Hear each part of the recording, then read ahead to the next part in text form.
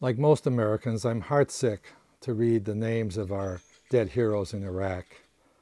So many young people. In World War II, the average age of a soldier was 26. In the Afghan War, the crew of an aircraft carrier averaged 19 years. Teenagers. I live in Mariposa, California, near Yosemite. One of our 20-year-olds just received a Silver Star in Iraq.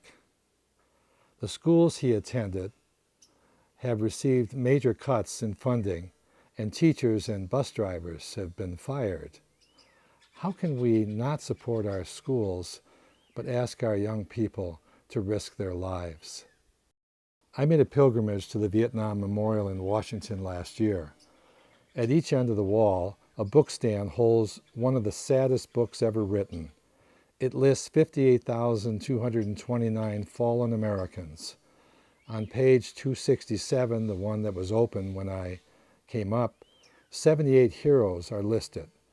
74 enlisted, 4 lower grade officers, and no generals. I calculated their ages at death. 2/3 were 21 or younger. 5 were over 30.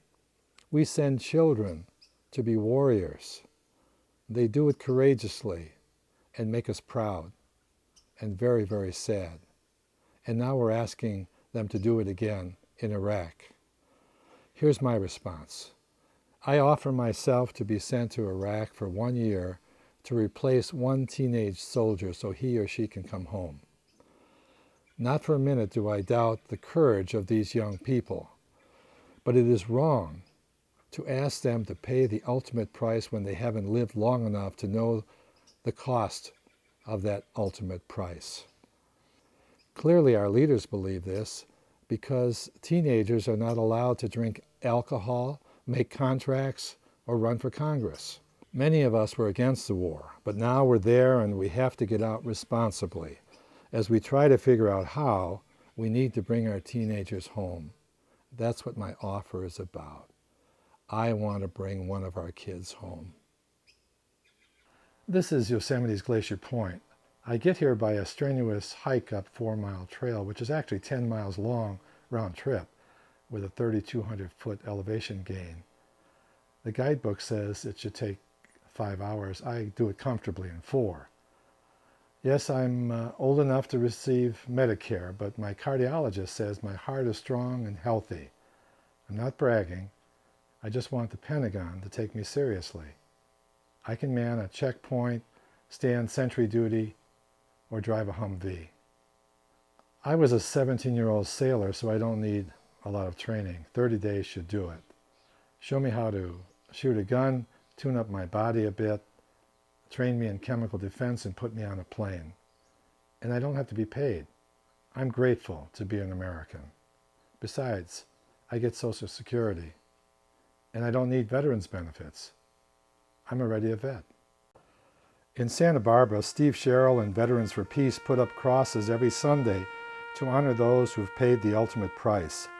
On the day we visited, there were 833 crosses. 68 of these crosses represent teenagers. This is too high a price for our kids to be paying. When we talk about paying the ultimate price, it turns out, we're often talking about our teenagers paying it. We willingly risk the lives, hopes, and futures of our children. They should be waving flags on the 4th of July, not having them draped over their coffins.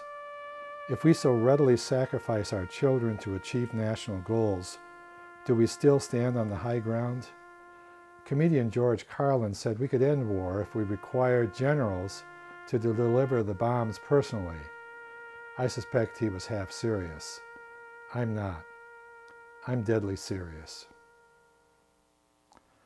I'm Paul Weiss.